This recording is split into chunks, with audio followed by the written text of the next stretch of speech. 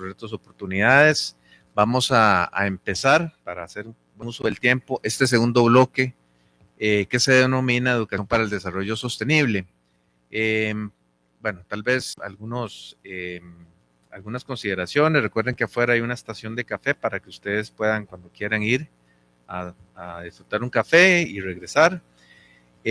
Vamos a tener primeramente una charla magistral que tiene como título la formación ecociudadana en la educación superior como estrategia educativa para la sostenibilidad.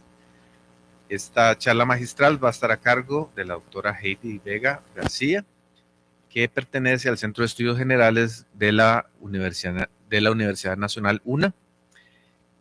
Ahorita voy a permitirme presentarles a doña Heidi, que es doctora en estudios latinoamericanos con énfasis en pensamiento latinoamericano.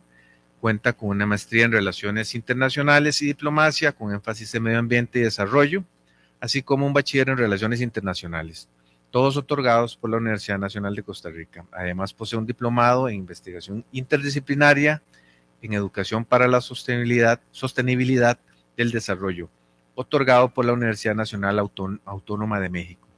Desde el 2005 es académica del Centro de Estudios Generales de la UNA, donde imparte los cursos Ecociudadanía en Acción con la Carta de la Tierra, Perspectiva Humanística del Cambio Climático Global.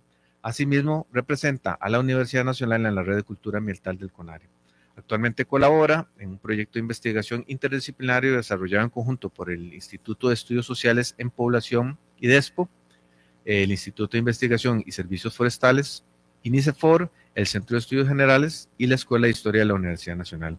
Ha participado en proyectos de investigación en la región centroamericana, abordando temáticas como migración, conflicto y cooperación ambiental, cambio climático, ecofeminismo, pensamiento ancestral latinoamericano, gestión del riesgo, derechos humanos y educación superior. Colaboró en el periodo 2019-2021 en un proyecto internacional e interuniversitario con la Universidad de Costa Rica y la Universidad de Osnabrück en Alemania en el diseño de un módulo educativo sobre pedagogía en derechos humanos y su aplicación en la ecociudadanía. Además ha publicado artículos en revistas especializadas, capítulos de libros y también presentado ponencias en eventos nacionales e internacionales. Y bueno, le damos la bienvenida a Heidi para que nos dé su presentación. Adelante.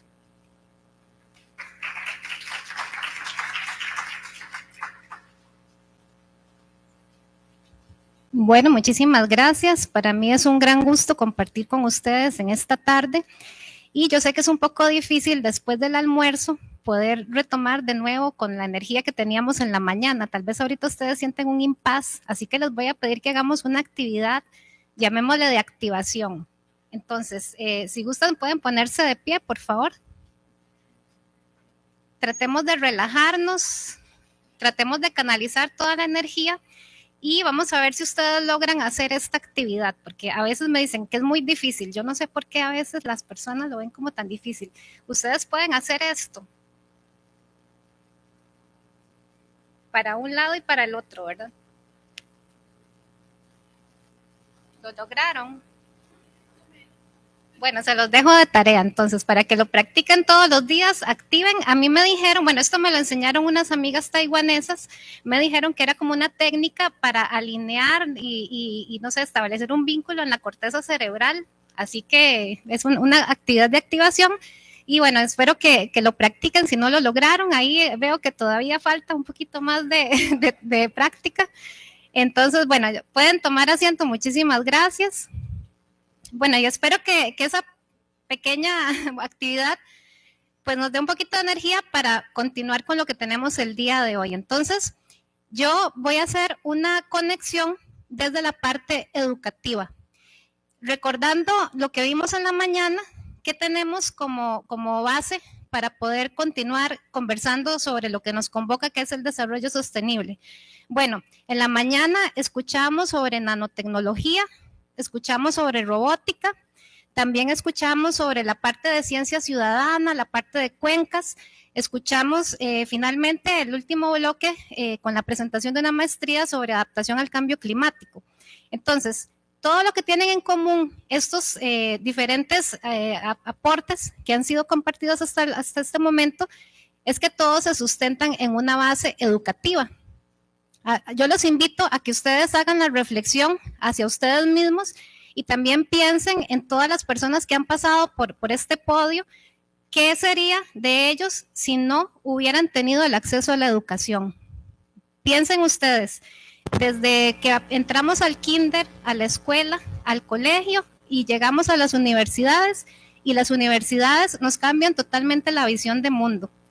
Piensen ustedes desde el primer día que llegaron a sus universidades, y bueno, no sé si les tocó llevar estudios generales, porque esa es el área en la que yo trabajo, y el gran reto que significa para nosotros como docentes de la formación inicial universitaria, poder enamorar a los estudiantes, apasionarlos del conocimiento y darles una identidad institucional y darles también la posibilidad de soñar en grande pensándose como profesionales. Entonces, este ejercicio también es interesante para que valoremos la importancia de la educación. Yo les voy a compartir esta formación ecociudadana en la educación superior como una estrategia educativa para la sostenibilidad. Entonces, mi aproximación va a ser con mi experiencia como académica docente. Yo ya estoy cumpliendo este año 22 años de trabajar en la Universidad Nacional. Yo inicié en la Escuela de Relaciones Internacionales y luego me trasladé al Centro de Estudios Generales. Entonces, ¿qué podemos decir sobre lo que nos convoca, que es la sostenibilidad?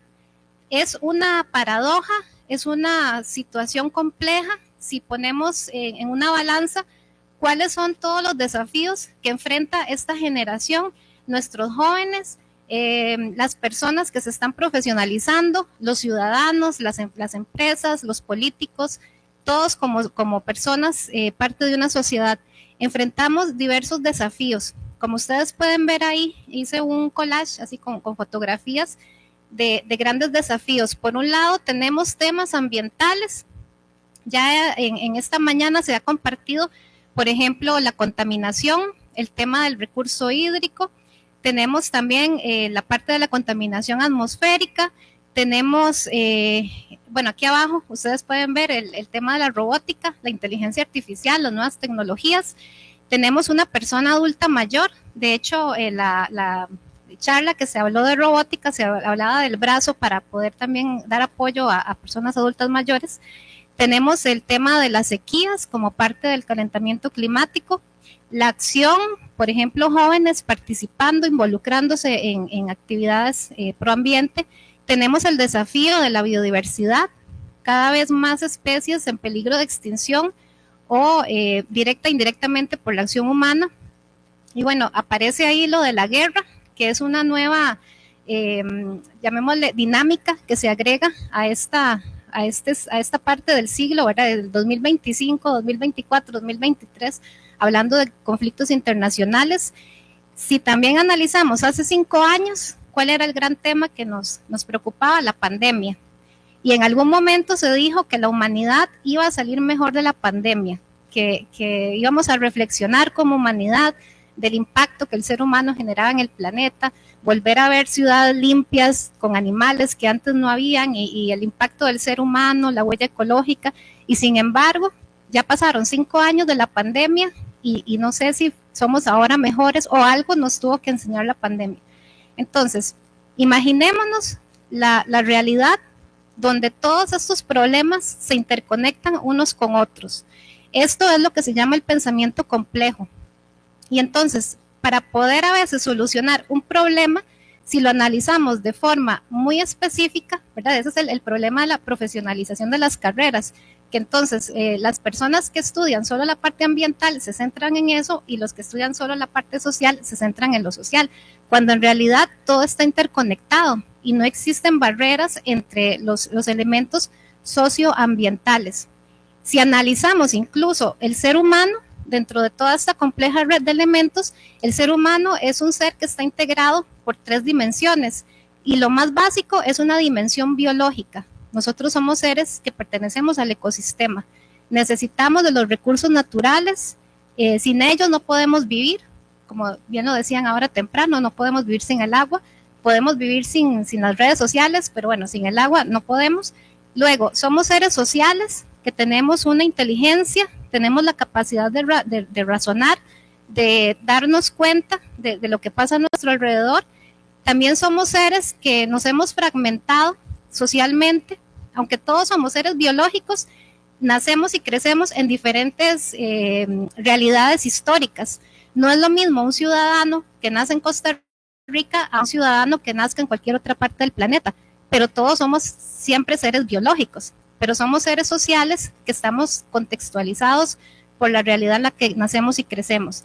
Y luego somos todos seres individuales. Cada uno de nosotros tiene una historia de vida, un proceso de socialización y por lo tanto tenemos diferentes valores y diferentes formas de pensar la realidad.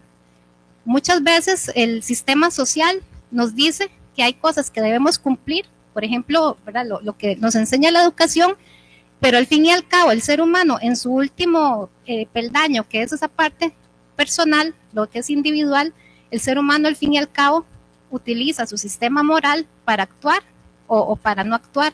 Y ahí entonces es donde tenemos que conciliar también estos tres niveles, lo biológico, lo social y lo individual. Cuando tenemos conflictos entre estos niveles es cuando empezamos a experimentar problemas, cuando lo social choca con lo ambiental o cuando lo individual choca con lo social, porque lo social nos impone reglas, pero lo individual es lo que nos hace actuar y finalmente es las personas mediante nuestros pensamientos y nuestras acciones que también hacemos o logramos hacer un cambio positivo o perjudicamos a la realidad. Bueno, teniendo en cuenta todo este escenario complejo, desde el punto de vista de la educación, y esta sería como la premisa, ante la degradación ambiental y las crecientes problemáticas sociales, ¿cómo podemos, bueno, desde mi punto de vista docente universitaria, promover el liderazgo para la sostenibilidad? Esta pregunta se puede adaptar a la realidad de cada uno de ustedes. Yo por lo menos les voy a compartir mi visión, como les decía, de pertenecer a una institución de educación superior pública en Costa Rica con estudiantes de primer ingreso.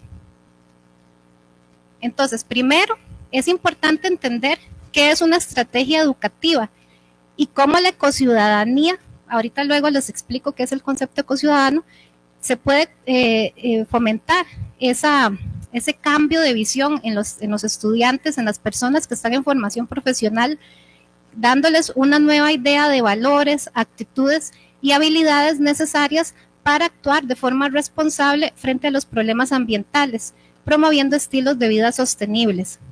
Ya dijimos, los problemas del mundo, todos de alguna manera afectan o no la sostenibilidad, por lo tanto se requiere la participación activa de todos los sectores sociales y especialmente en nuestras aulas universitarias tenemos una gran presencia de jóvenes que están iniciando ese proceso de transición, que vienen del colegio, secundaria, hacia sus diferentes carreras. Entonces, en esa parte creo que es donde podemos incidir realmente en esa juventud que está entrando por la puerta de los estudios generales o de los programas de formación humanista y que pueden ser ellos los futuros líderes que se encuentran sentados en nuestras aulas universitarias. Nosotros nunca sabemos a quiénes estamos dándoles una clase, porque siempre vienen personas de diferentes lugares, de diferentes situaciones que también uno puede notar, algunos tienen tal vez un poquito más de inclinación a participar, otros tal vez son más callados, sin embargo, ahí pueden estar los futuros diputados, los futuros integrantes de consejos municipales,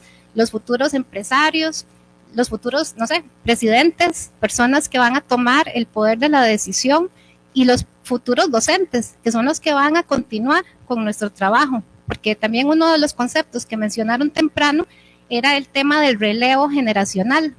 Nosotros no somos eternos y yo creo que todas las personas que estamos aquí, por alguna razón, el universo nos ha reunido en este momento para reflexionar sobre esa trascendencia que nosotros tenemos, porque todos hemos decidido sacrificar el tiempo de hoy y nos convoca un tema muy importante y tenemos entonces que llevarnos algún mensaje positivo también para nosotros sentirnos con esa misión, porque creo que es mucha vocación que el docente debe tener para crear líderes, porque a veces uno mismo dice, bueno, yo podría ser un líder, no puedo ser un líder, En mi caso, trato, pero todavía, ¿verdad? Estoy aprendiendo un poquito más de liderazgo, cómo impulsar, cómo motivar, porque somos los primeros profesores que nos toca lidiar con estudiantes que tienen una alta tasa de deserción y que tal vez ellos muchas veces no tienen su vocación todavía bien definida. Cuando llegan a generales a veces no saben ni por qué matricularon una carrera. Entonces, el tema de la sostenibilidad se vuelve fundamental en esa entrada a la vida universitaria. Además, es importante considerar, ¿verdad? Este espacio que nos convoca es un espacio privilegiado. Las universidades públicas tenemos esta misión de formar de forma integral, no solo profesionales, sino personas. Y ahí ya introduciendo un poquito lo que es ecociudadanía, esas personas que están llamadas a hacer el cambio, a dar ese salto de transformación a través de la innovación y la solución de los problemas. Especialmente, ¿verdad? Se habla de problemas ambientales, pero también problemas sociales. Acuérdense que todo está interrelacionado. Y muy importante, desde un enfoque multidisciplinario y crítico. Por eso es que yo siempre defiendo el espacio de los estudios generales, porque es el lugar donde se encuentran estudiantes de todas las carreras, de diferentes edades, de diferentes proveniencias. Y para mí eso es como un laboratorio de la realidad, porque si todos fueran de la misma carrera, se perdería ese intercambio de conocimientos o de, no sé, a veces de ideas de que pueden surgir en un grupo de estudiantes que vienen de esas diferentes perspectivas disciplinarias. Entonces, desde mi punto de vista, desde mi trinchera, por eso creo que es un espacio privilegiado. Y bueno, desde el punto de vista del liderazgo, ahí es donde está la semilla, ¿verdad? El semillero de las nuevas generaciones que ya empiezan a dar frutos incluso en esta generación de alguna manera. Implementar la formación ecociudadana dentro de los currículos educativos fortalece el compromiso social de los estudiantes, sensibilizándolos para que sean agentes de cambio en sus comunidades y en sus futuras profesiones. Esto es muy importante, o sea, es una formación que nos despierta el compromiso, trata de generar una misión de vida, un sentido, darle un sentido a la vida, tener un mejor planeta, ser mejores personas, tratar mejor a los demás. Ahorita voy a hablar un poquito más sobre los valores y que esa cultura de sostenibilidad pueda trascender el aula y que se refleje en prácticas concretas que contribuyan al bienestar ambiental, social y económico del planeta. Entonces, independientemente de la carrera, todos somos ciudadanos, ¿verdad? Somos ciudadanos de un país y considerarnos ciudadanos del planeta también nos enfoca dentro de lo que se llama ahora la ciudadanía global, que también en el mensaje del señor rector en la mañana, él se refirió al pálido punto azul. De hecho, yo lo tengo como un ejemplo aquí de las técnicas que utilizamos en el curso para despertar esa conciencia global desde el inicio, desde que empezamos los primeros días de clase. Somos ciudadanos del planeta, nos toca vivir en esta realidad. ¿Qué podemos hacer nosotros para contribuir por nuestro país, que al fin y al cabo también se puede reflejar en el nivel global? En cuanto a ecociudadanía como tal, la autora que empezó a trabajar el concepto se llama Lucie Sauvé, ella es canadiense y a mí me gusta mucho utilizar algunos conceptos que ella propuso. Yo les voy a compartir algunas ideas, entonces por acá lo voy a leer. Para Sauvé es una forma de relación con el mundo centrada en el vivir aquí juntos, una relación contextualizada y ubicada que implica la responsabilidad colectiva respecto a los sistemas de vida de los cuales formamos parte y que necesita competencias para insertarse de manera eficaz en las dinámicas políticas de decisión y acción relativas a los asuntos socioecológicos. En esta definición vemos que se habla de la vida, pero también se termina hablando de la política. ¿Por qué? Porque como ahora en temprano, ¿verdad? Se hablaba, por ejemplo, de, no sé, el tema de la ley de aguas, que Costa Rica tiene una ley desfasada que no, ¿verdad? No responde a los retos actuales, pero ¿por qué es que no se actualiza esa ley? Desde un punto de vista ciudadano, político, porque hay intereses, porque no conviene, pero si nosotros nos centramos en el sentido propio de la ecociudadanía, como ciudadanos deberíamos hacer lo correcto, y lo correcto sería actualizar la ley con un diálogo donde participen todas las personas, pero no podemos quedarnos siempre con esos temas que venimos arrastrando porque nos falta decisión y porque no sabemos interpretar los intereses que a veces hay detrás de esos temas que son políticos. Y lo ambiental, ¿verdad?, independientemente si queramos o no, siempre va a tener también esa fase política. Luego tenemos la conciencia ciudadana, el sentido de pertenencia, responsabilidad para el logro de una sociedad sostenible, justa y equitativa. Promueve la idea de comunidad humana universal, inserta en un espacio territorial común, la tierra, compuesta por personas conscientes, preocupadas por el mundo y dispuestas a defender el ambiente y a dar lo mejor de sí en la relación con sus semejantes. A mí esta parte me encanta y yo he venido trabajando con la Carta de la Tierra desde el año 2004.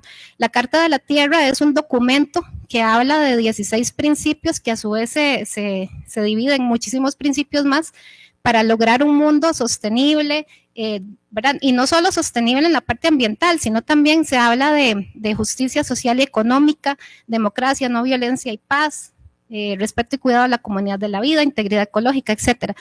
Y la Carta de la Tierra no es solamente el documento, la Carta de la Tierra es un movimiento internacional. Costa Rica tiene la sede central en la ciudad Colón, en la UPAS, y a través de los programas de liderazgo de la Carta de la Tierra, muchos jóvenes han dado ese salto. Incluso estudiantes del Centro de Estudios Generales se han convertido en líderes de la Carta de la Tierra. Conocen la Carta de la Tierra y ellos sienten un cambio en sus emociones. A veces me dicen, profesora, es que yo al principio la leía y como que no, pero ya después le encontré el sentido y ahora yo me siento parte de la Carta de la Tierra. Nosotros usamos la Carta de la Tierra, la integramos a la investigación, pero la Carta de la Tierra es para lograr ese cambio a nivel ético. La Carta de la Tierra ha sido redactada en muchos idiomas, incluso se usa la Carta de la Tierra para niños en situaciones de educación primaria. Hay una Carta de la Tierra también para pueblos indígenas. Bueno, la Carta de la Tierra tiene sus variantes y por lo menos siento que a nivel de cambio ciudadano y de compromiso, a veces, ¿verdad?, es mejor trabajar la Carta de la Tierra y a veces los ODS como un complemento, pero primero hay que llegarle a los estudiantes con la Carta de la Tierra. ¿Por qué? Porque ustedes saben que el tema de los ODS a veces genera también su polémica por el tema político. La Carta de la Tierra le llega al corazón de las personas y eso yo no sé si ustedes la han tenido la oportunidad de leerla. Es muy bonita, o sea, es como la idea del mundo ideal, tal vez suena como un poco utópico, pero es que tenemos derecho a soñar, porque si nosotros no nos inspiramos, si nos quedamos solo con los problemas, no vamos a poder hacer el cambio. Por eso necesitamos un enfoque de esos valores y el mundo al que podríamos aspirar si todos hiciéramos esa contribución desde nuestro talento, nuestro conocimiento, nuestra pasión por el conocimiento o lo que podamos hacer concretamente en la realidad. Facilitar la comprensión de la crisis civilizatoria para desarrollar una mayor conciencia sobre la interdependencia entre los seres humanos y el ambiente, fomentando una ética de responsabilidad compartida y empatía hacia otros y las generaciones futuras. Incidir en la formación de ecociudadanos o ecociudadanas responsables que adopten y difundan un estilo de vida sostenible con efecto multiplicador. Eso es fundamental. Tal vez tenemos la primera clase, grupos de 40 personas, de 35, y terminan el curso 35 personas que conocen la Carta de la Tierra, que la han aplicado y que uno nota el cambio de cuando la leyeron la primera vez y las soluciones, porque la idea del curso es investigar los problemas del desarrollo sostenible en su fase ambiental o social, pero aplicando los principios de la Carta de la Tierra de una forma que sea, digamos, lo más cercana a la realidad. Entonces, se les obliga desde el principio, ¿verdad?, siendo estudiantes de estudios generales, a enfrentarse a una investigación, pero una investigación guiada por sus propios intereses y que esté vinculada al tema de la ecociudadanía. Ese es el secreto para que ellos también puedan adoptar. Obviamente, al inicio, si les digo, vamos a hacer una investigación, yo no los voy a dejar solos. Yo me siento con ellos, hacemos los trabajos en clase. Ahorita les voy a contar un poquito cómo lo abordamos, pero que siempre sientan ellos que yo voy a estar pendiente. Eso demanda mucho tiempo, pero yo siento que también es parte de del deber que tenemos nosotros como docentes de acompañarlos, siendo estudiantes de primer ingreso. Estos serían los 4 componentes que yo considero que es necesario tomar en cuenta dentro de un proceso de conciencia ecociudadana, cómo abordarlo desde un enfoque pedagógico. Bueno, pedagógico, filosófico, de contenido y muy importante la parte emocional, porque la Carta de la Tierra habla no sé, de sentimientos, de emociones, de percepciones, no se queda en lo teórico o en lo técnico, sino que va más centrado a lo humano y especialmente en el lenguaje de la vida. Y muchas veces el lenguaje que utilizamos también nos puede generar cierta, no sé, ¿verdad? Despierta de emociones o nos puede bloquear. Entonces también es importante tener cuidado con esas emociones que ligamos a los contenidos.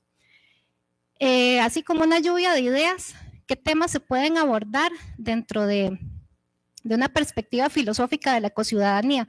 Bueno, que a pesar de que el ser humano es un ser que puede destruir, que es un ser que ha generado la crisis, pero no hay que perder la confianza en el ser humano, más bien hay que destacar la dignidad del ser humano. El ser humano, desde que aparece en el planeta, ha estado en un proceso de crecimiento. El ser humano no es un ser finito, el ser humano se construye y el ser humano se equivoca. Démosle también la oportunidad al ser humano de redimir sus errores a través de ese proceso de autoconciencia.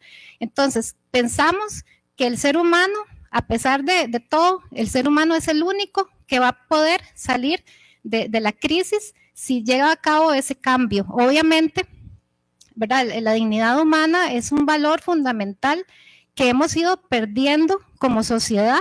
¿Por qué? Porque, por ejemplo, ustedes ahora ven las noticias, ¿qué es lo más triste que vemos? Aumentan los homicidios, aumentan los robos, las personas, no sé, pierden el trabajo. ¿Por qué no podemos darle al ser humano una calidad de vida que lo enaltezca? El ser humano tiene muchas potencialidades, entonces tenemos que rescatar esa dignidad. Obviamente eso va de la mano con un desarrollo integral, incluso se habla de la dimensión física, emocional, social e incluso espiritual de la educación, que muchas veces, ¿verdad? Cuando se habla de la parte espiritual, no nos referimos a una religión, sino al tema de la vocación, de esa misión que se establece, que la educación puede ser el salto para un desarrollo integral, que tengamos los valores centrados en la educación, justicia social ambiental, la participación ciudadana, no ser personas pasivas que reciben todo lo que se les dice, sino también generar en ellos un pensamiento crítico que los haga también participar de acuerdo a sus posibilidades y sus intereses. Obviamente la conexión con la naturaleza, lo que les decía, el ser humano, un ser biológico, que quizá nosotros no es que nos despertemos todos los días pensando que somos seres biológicos, pero también tenemos esa necesidad de volver a la naturaleza. ¿Por qué? Porque nosotros nos centramos solamente en la dinámica del trabajo, la tecnología. A veces pasamos más horas conectados en una pantalla que debajo de un árbol, o ¿verdad? Hace mucho que no salimos a pasear, no vamos a un río, pero estamos todo el tiempo frente a un televisor. Entonces, esa desconexión de la naturaleza también nos quita esa parte biológica, tenemos que rescatarla. Tal vez antes uno se acostumbraba más a ver a los niños jugar en la calle, ahora ya ustedes, todo el mundo los ve con el celular, ¿verdad? Es difícil esa desconexión, ocupamos más desconexión tecnológica y más conexión con la naturaleza. Un concepto que me gusta mucho es el que aparece acá, ética del cuidado. Hay un autor que se llama Edgar Morán, que él habla también del cuidado. No conocemos algo, no lo cuidamos. Cuidamos lo que conocemos y lo que queremos lo cuidamos. Entonces, aprendamos a querer la vida, porque parece que ya no, en muchos casos a veces parece que ya la gente no quiere vivir o no aprecia en ese sentido de la vida. Cuidémonos unos a otros.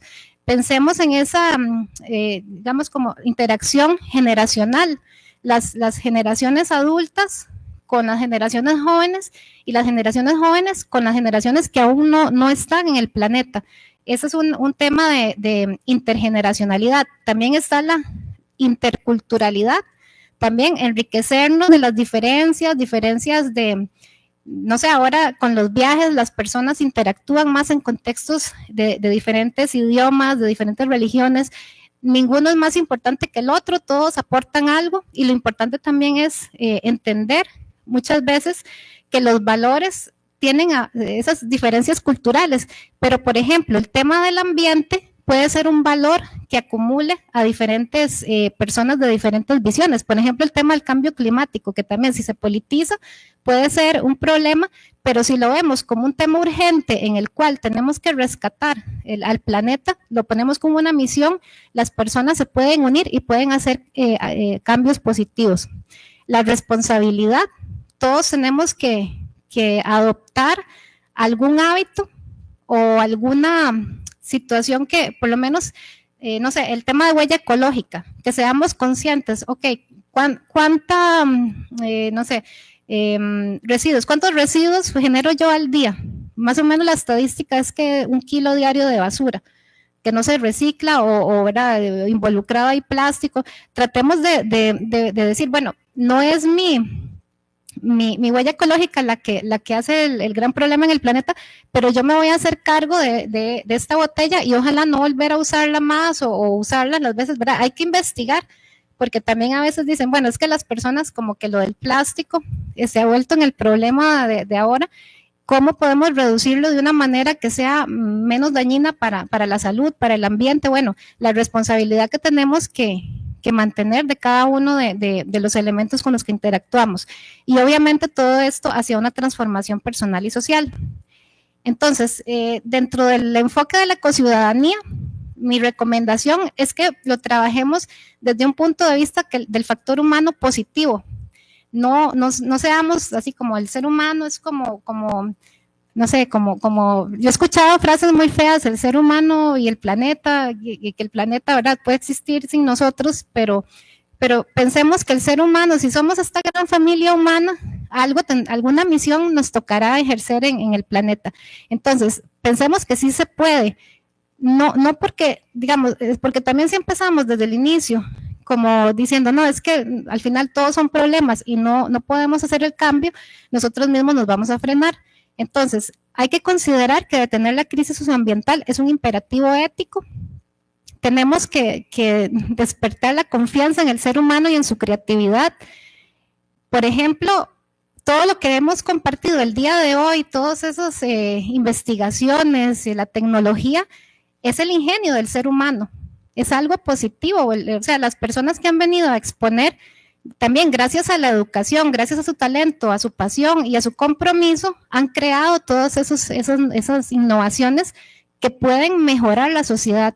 Entonces yo creo que también esto es lo que nos convoca a nosotros, o sea, cada uno de ustedes, independientemente de su formación o de su sector de trabajo, ¿verdad? Aquí estarán personas que tienen ese compromiso desde el punto de vista empresarial, personas que tienen compromiso ambiental desde el punto de vista educativo, ciudadanos y ciudadanas, los estudiantes que también son los que están ahorita empezando su vida en las universidades. Entonces me imagino que ver esos robots y toda esa parte pues también los emociona y ustedes dicen, yo quiero aprender, quiero inventar algo que vaya a cambiar el mundo. Por eso es importante también tener espacios donde las personas que ya tienen un camino recorrido puedan inspirar a las nuevas generaciones. También, bueno, el conocimiento y la investigación, obviamente nosotros no podríamos, transmitir o por lo menos interactuar con los estudiantes si no se generan esos nuevos conocimientos. Entonces, que exista esa relación entre lo que se investiga y lo que se genera como conocimiento que se aplica también a los cursos, para que los estudiantes vean que es conocimiento que se puede reflejar en la realidad, que las investigaciones pueden ser muy exhaustivas, pueden haber muchos papeles y publicaciones, pero que se vea también el impacto en la realidad, que ahí, ¿verdad? Es también la otra parte. O sea, a pesar de que existen muchas investigaciones, ¿qué cambios realmente estamos viendo en la realidad? Bueno, poder para decidir, la voluntad, tener intencionalidad de los actos, superar el egoísmo, que a veces también... y eso también, las relaciones sociales se han deteriorado, muchas veces las personas ya no interactúan y también se habla de que las dinámicas del mundo actual nos ponen a todos como en nuestro propio, ¿verdad? En nuestro propio espacio y a veces existe egoísmo, las personas no comparten, cuando más bien tenemos que ser más colaboradores en este tema que nos une. La intergeneracionalidad, sentir esa misión, la trascendencia. Eso siempre cuando lo trabajamos en el aula, siempre hablamos de la herencia que queremos dejar en el planeta. No herencia en términos económicos, sino la herencia, o sea, ¿qué quiere dejar usted para las futuras generaciones? Que no es tangible. Que digamos, que el ser humano de esta generación no puede destruir algo positivo que usted pueda dejar, que digan, bueno, ese fue su aporte al planeta, o desde un punto de vista profesional, ¿qué herencia le va a dejar usted a este planeta para mejorar?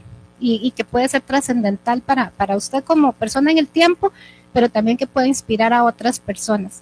Transformación social, económica, espiritual, política y cultural, el protagonismo de los procesos educativos y que la participación y el liderazgo sean más fuertes que la inacción y el pesimismo, porque también tenemos un problema en esta época actual, que los medios de comunicación se enfocan mucho en el pesimismo, en que, bueno, el problema, los asesinatos, los homicidios, que las sequías, que las inundaciones, que la contaminación, y qué mensaje reciben los estudiantes, y que el problema es muy grande y que como que, no sé, nos cruzamos de brazos, es más fácil no hacer nada que involucrarse, ¿no? O sea, aunque sea lo poquito que se pueda hacer, por lo menos tener la conciencia tranquila de que hice algo. Había una frase que decía como que es mejor arrepentirse de haberlo hecho que no haberlo hecho y arrepentirse. Entonces, aunque sea, ¿verdad?, la tarea muy grande, hagamos lo posible por cumplir nuestro papel en lo pequeño que tengamos. No lo puse, pero esta parte siempre la ilustro con un dibujo de un barco, que el barco se está hundiendo y que hay personas de un lado que están sacando el agua y las otras dicen, bueno, menos mal que de nuestro lado no se está metiendo el agua, pero todos van en el mismo barco. Más o menos eso ilustra un poquito el tema de la inacción, el pesimismo y la acción en la participación. Educación para recuperar el sentido de la vida, no solo para pasar un curso. O sea, yo les digo a los estudiantes, bueno, mi interés es que ustedes conozcan la Carta de la Tierra, que ustedes adopten una misión, que se involucren como parte de la generación que pueda hacer algo por el planeta, pero darle un sentido a su vida, ¿verdad? Porque también muchas veces el sentido de la vida es nada más como tener un buen trabajo, tener una casa, ¿verdad?, bienes materiales, no esa parte de la ética, de lo que yo puedo hacer.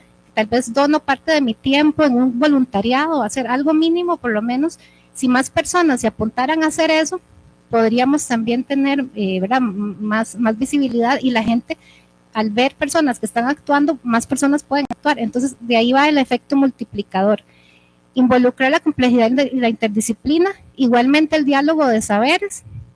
Por ejemplo, bueno, yo digamos, he estudiado el tema de las cosmovisiones ancestrales en América Latina, trabajando la cosmovisión maya, por ejemplo, la identificación con los árboles de ceiba, el universo, y cosas que tal vez para nosotros, ¿verdad?, son como un poco fuera de nuestro contexto, pero cuando uno investiga cómo es que la gente se conecta con la naturaleza, el tema de la sagralidad de la vida, porque también hubo un choque cuando estuvo el tema de la conquista, y ¿verdad?, las comunidades originales de América Latina eran comunidades indígenas, con visiones de su trascendencia en el universo y todo, y eso lo hemos perdido. Entonces es importante recuperar ese diálogo de saberes. Intercambio de experiencias y colaboración. Por ejemplo, en diferentes espacios he tenido la fortuna, llamémosle así, de que me invitan, y bueno, conozco más personas que trabajan el tema de sostenibilidad con otros enfoques. Por ejemplo, aquí estoy viendo a Miguel, que también él luego ahora les va a hablar de un proyecto muy interesante sobre profesores. Entonces también ese tipo, ¿verdad? Nosotros no nos podemos quedar solo con lo que sabemos o lo que pretendemos que sabemos, sino también tenemos que conocer a otras personas, intercambiar y colaborar. Educación ambiental, incluso aquí va un poquito lo que es educación cívica, ¿verdad? Un ecociudadano tiene que saber sus derechos y sus deberes ambientales. Un ecociudadano también tiene que entender las implicaciones de la participación, lo que significa la democracia y todo, ¿verdad? La parte política, igualmente herramientas artísticas. De hecho, yo tuve la experiencia de llevar un curso con una profesora de acá, que ella dio el curso de herramientas artísticas para la aplicación de los principios de la Carta de la Tierra, y ella propuso hacer ejercicios de fotografía reflexiva, y es un ejercicio muy bonito. De hecho, yo llevé a los estudiantes al centro de Heredia y nos pusimos a tomar fotos, cómo se representan o no los principios de la Carta de la Tierra, y bueno, salieron cosas muy interesantes que no las pude poner acá, pero bueno, si les interesa, luego se las puedo compartir. Y bueno, ese es el micromundo del aula, el laboratorio de la realidad, que se enseña y se aprende y cómo, las personas que están involucradas, valores, derechos humanos en los procesos educativos, y muy importante el tema del diálogo, escuchar siempre a los estudiantes, ponerse uno siempre al nivel de ellos, no pretender que ellos sepan todo lo que yo sé, sino tratar de escucharlos y ver como qué puntos de consenso podemos trabajar en el aula. Las actividades, hacemos lecturas, videos, ahí puse el enlace del pálido punto azul. A veces haga algo, dinámicas participativas sorpresa, no se lo esperan, hagamos un sociodrama y llevamos temas sobre la crisis ambiental, la crisis laboral, la crisis económica, sacamos así temas de llamémosle como sorpresa, ¿verdad? En el momento en que ellos menos se lo esperan, o las salidas del aula, hacer fotografía reflexiva, hacemos debates, el trabajo de investigación en equipos, donde ellos investigan, presentan un trabajo y exposición. Y algo que también estoy haciendo cada vez más convencida que en este caso es necesario, evaluaciones escritas y orales sin uso de tecnología.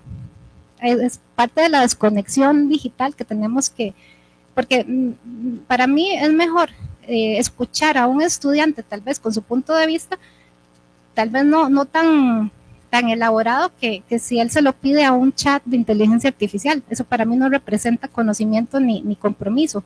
Entonces es mejor también hacer esas actividades sin uso de tecnología. Y bueno, esos son algunos de los ejemplos que trabajo en contenido, pero como les recomiendo acá, de lo que surja en cada curso, ustedes le pueden incorporar la parte de artes, sociales, ciencias naturales o filosofía. Y en la parte emocional, pues también trabajamos lo que son las inteligencias múltiples, con los principios de Howard Gardner y la inteligencia emocional, habilidades sociales, empatía. A veces hacemos dinámicas de empatía, porque como son estudiantes que vienen de contextos aislados, no están acostumbrados a hablar entre ellos. Si uno los pone a interactuar, ustedes siempre los ven que están con el celular. En cambio, cuando hacemos esas dinámicas, no se utiliza la tecnología. Y bueno, hablamos de temas también, cómo existe la violencia, el cerebro, el fanatismo, cómo tenemos que cambiar nuestros valores. Actualmente, ¿verdad? Estas son unas caricaturas de Kino, el que dibuja Mafalda, y estas caricaturas siempre las utilizo. Un padre que le enseña al hijo, ¿verdad? Para crecer en la vida, el concepto de, bueno, Dios o la parte espiritual, el prójimo, a quien amar, y el tema del tiempo. Esos son los 3 valores que están destrozando a nuestro planeta y a nosotros mismos: el dinero, el yo y el hoy. No podemos seguir viviendo así, tenemos que cambiar. Entonces ampliemos nuestro concepto del valor económico por valores humanos, esperanza. Cambiemos el concepto del yo egoísta por el mundo, ampliemos nuestra visión de mundo y no nos quedemos solo en hoy, pensemos también en el pasado, en el presente y en el futuro, ese cruce de caminos. De hecho, la parte histórica es fundamental y a veces uno les pregunta cosas de historia a los estudiantes y no tienen idea de nada. Entonces es importante también construir esa identidad desde su punto de vista, desde su lugar en el planeta. Por ejemplo, en esa visita a Heredia, los llevé a la casa de Alfredo González Flores y les sorprendió mucho ver cómo era antes la política, cómo se construían las casas, ver parte de esa historia. Y ese se llama La conciencia, razón e inteligencia. Aquí dejo una lectura que utilizo, que es un artículo que publiqué hace como 12 años, ¿verdad? En una revista del Centro de Estudios Generales, que es sobre la responsabilidad de los jóvenes y esa parte de su legado al futuro. El pálido punto azul, el video que habló el señor rector en la mañana. Y para finalizar, una frase de la Carta de la Tierra: que el nuestro sea un tiempo que se recuerde por el despertar de una nueva reverencia ante la vida, por la firme resolución de alcanzar la sostenibilidad, por el aceleramiento en la lucha por la justicia y la paz y por la alegre celebración de la vida. Muchas gracias.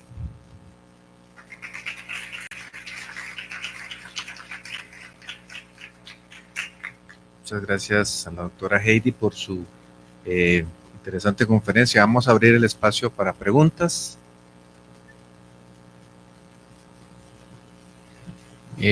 Muchas gracias, doctora. Felicitarla. Su exposición muy rica. De hecho, yo soy un comprometido sobre la situación actual, ¿verdad? La cuestión social, en fin, escribo sobre esos temas, ¿verdad? Y haciendo por ahí pensamiento como lector que he sido y sigo siendo lector. Entonces, por ejemplo, hay una frase que por ahí me llama mucho la atención. Yo no estoy en contra del progreso si hay un buen consenso. Creo que Roberto Carlos por ahí, ¿eh? Y hoy tuve un sueño también. Siempre me ha impactado mucho esa frase del doctor Martin Luther King. Entonces, sí, reitero una vez más la importancia del compromiso. Hay que trabajar, hay que trabajar, hay que trabajar. Es un deber humano. Yo estoy muy comprometido. He recibido mucho y he dado poco. Entonces tengo un deber que cumplir. Agradezco a los otros expositores, muy rico toda la exposición. Y aquí aprendiendo y disfrutando. Muchas gracias, doctora. Muchas gracias. Con mucho gusto. De hecho, esa canción a veces también se la pongo a los estudiantes. La canción del progreso de Ricardo, ya se me olvidó el nombre, de Roberto Carlos, sí, del progreso. Es una canción de los años 70 que o sea, esa canción no pierde nunca vigencia. Entonces, muchísimas gracias por recordarla. ¿Alguna otra pregunta? Por acá. Buenas tardes, doctora. Mucho gusto y gracias por su presentación. Cuando ve usted el aula, ahora con la tecnología se implementa mucho también las clases virtuales. ¿Qué opinión le merece y cómo podemos mejorar esa metodología? Gracias. Bueno, nosotros en el Centro de Estudios Generales implementamos cursos virtuales durante la pandemia. Después del 2022 siempre tenemos clases presenciales, pero por ejemplo, yo en mi caso tengo la plataforma de respaldo del aula virtual. Entonces yo el aula virtual la uso como el espacio en el cual yo les comparto todos los materiales del curso, donde les propongo actividades interactivas, donde también hago foros de discusión donde se registra la participación de ellos, pero como un espacio complementario. Cuando me tocó asumir los cursos en la pandemia, todo lo que hacía en el aula traté de replicarlo a través del espacio virtual, pero yo pienso que nada sustituye la interacción humana, por eso, porque imagínense que se va la luz, se cayó el internet, hasta ahí llegó la parte de educación virtual, que ese es el gran límite que tenemos. O sea, igual queremos innovar y todo, pero estamos limitados por el uso de la electricidad. Es como aquí, ¿verdad? Si en este momento se fuera la luz, ya perderíamos esa parte. Entonces, ¿qué les propondría yo? Bueno, que salgamos, sentémonos debajo de un árbol y reflexionemos y pensemos en la tierra. A veces hacemos esos ejercicios, los sacamos del aula a conectar con la tierra. La Universidad Nacional tiene espacios verdes muy bonitos. Entonces, a veces les digo, nada más salgan, siéntense, cierren los ojos, respiren, conéctense, dominen sus emociones, no piensen en el celular, no piensen en nada más, piensen en su trascendencia en la vida. O sea, ¿cómo se ven ustedes aquí dentro de 10 años? ¿En qué van a estar trabajando? ¿Qué van a estar haciendo? ¿Cuál es su misión de vida? Entonces, ¿verdad? La parte virtual es muy importante, pero no puede sustituir jamás la interacción humana. Creo que por aquí había otra pregunta. Ajá. Sí, muchas gracias. Heidi, de veras felicitarte por la magnífica presentación, sumamente inspiradora y positiva.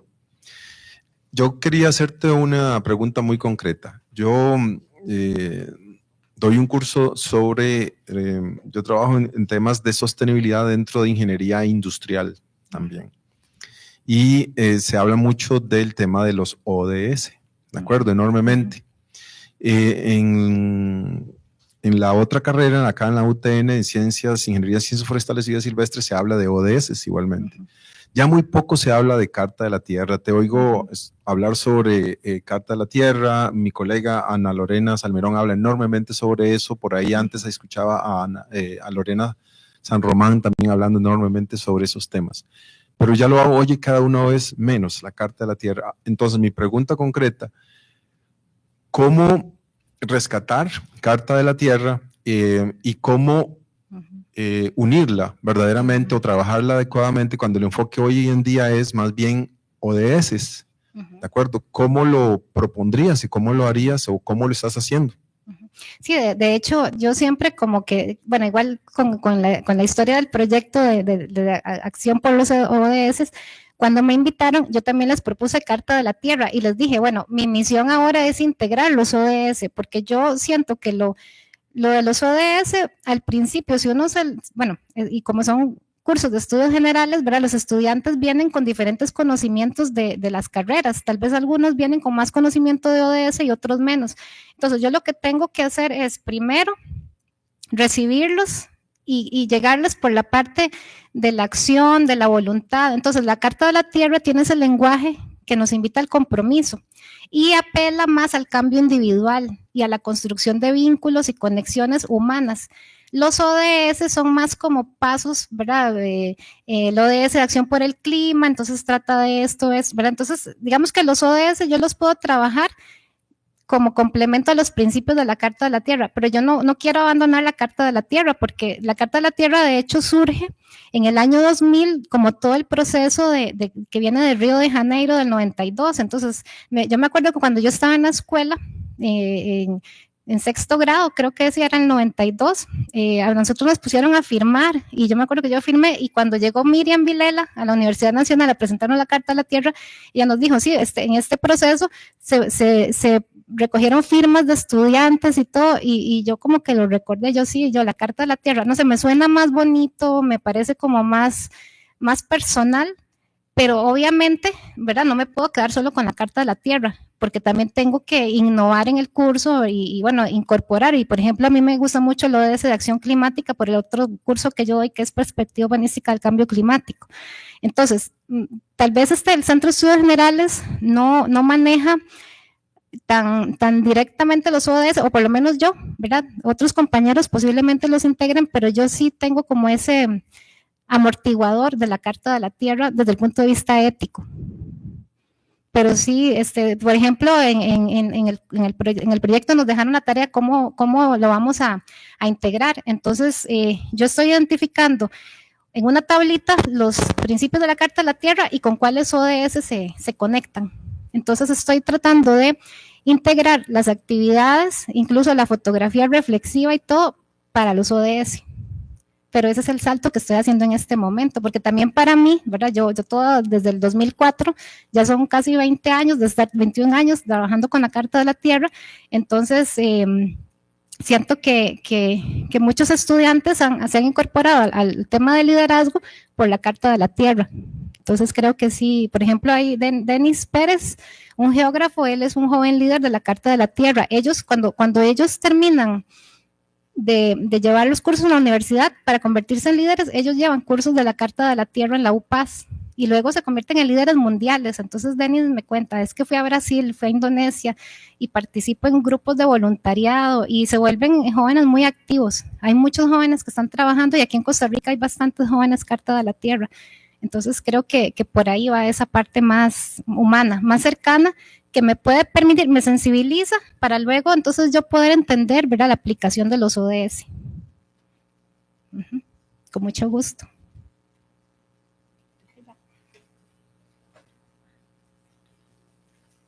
Agradecemos a la doctora Heidi Vega por compartir sus ideas, le brindamos un aplauso. Y de parte de la organización le hacemos entrega de un presente por acompañarnos hoy. Muchas gracias.